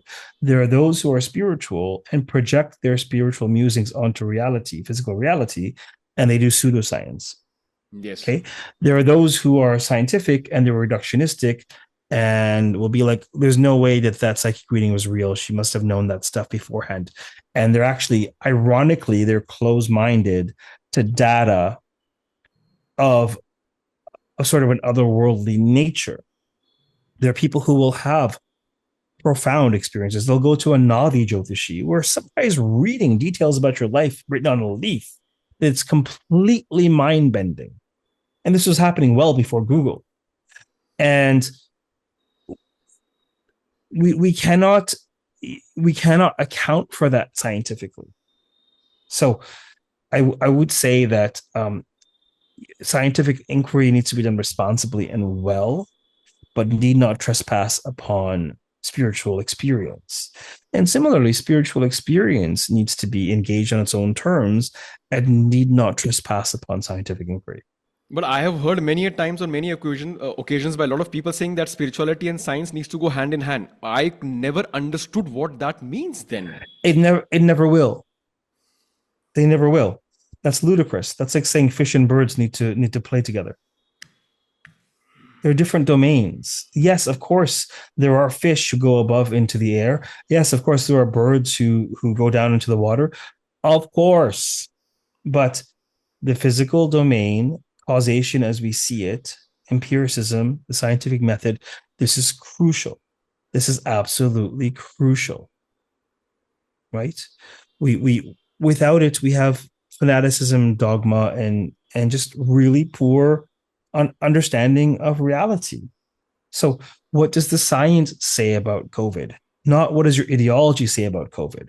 What is the science tell us about the vaccination? The problem is that people are not moved by facts. People are moved by narrative.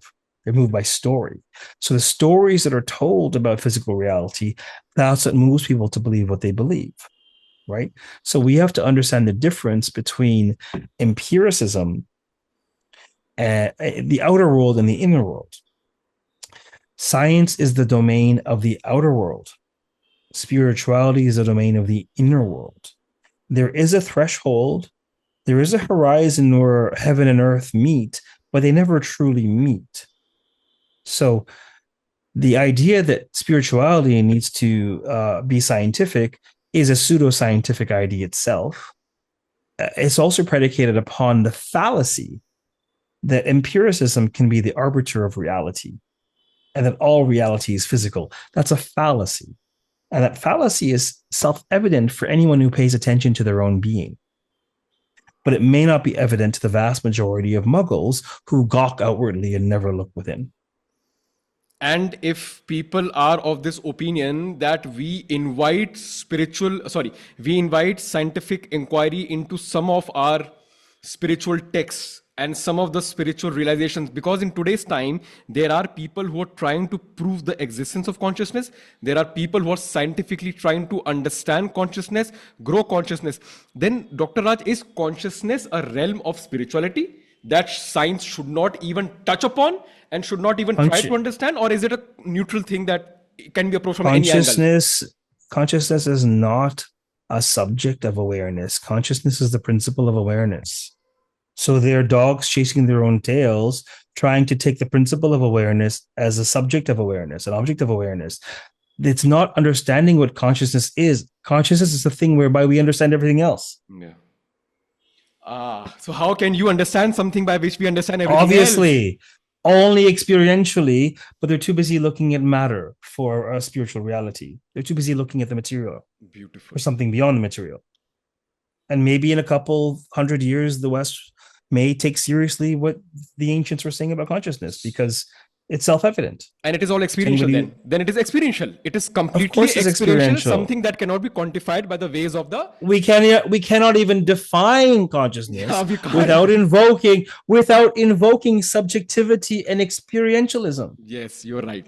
It is the essence of subjectivity and experientialism.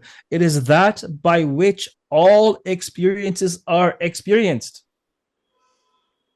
So they're dogs chasing their own tail, trying to look for a transmaterial principle or field in the material world. It will not happen.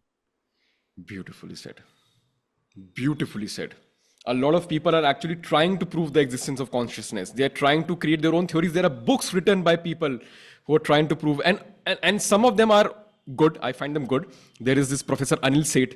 I got to know about him through Naval Ravikant's podcast. I've been trying to understand. But you're right. They're trying to chase their own tail. You can understand when someone has an ayahuasca experience and some being tells them something about themselves, their mother, their life, their job, and provides transrational knowledge to them. Of course, you can measure their brain waves all you want. but their brainwaves is not tantamount to their experience. Their brainwaves is the residue of their Oh, experience. wow. Wow. Yes. Yes. So your object of reference is not even the highest form of It's reference. It is a residue. the fallacy of starting off and assuming that existence is only material, or even forget existence, that you are only material. It is a colossal and naive and juvenile fallacy. Now, science is wondrous. Our civilization has mapped the material like no one else in the history of Homo sapiens. Yeah. It is glorious, but we are so blinded by how well we've done that. We cannot pull ourselves away out of hubris and understand that we are only mapping one side of the curtain. We think we can see the whole curtain from this one side. We can't. And don't believe a word anybody else says. Go sit every day for a year and do this mantra and come and ask me the same question in a year if you have it. Don't believe anything anyone says. Look into your own being. Beautiful. Wow. I never saw it from this perspective. I thought science could have the answer to everything.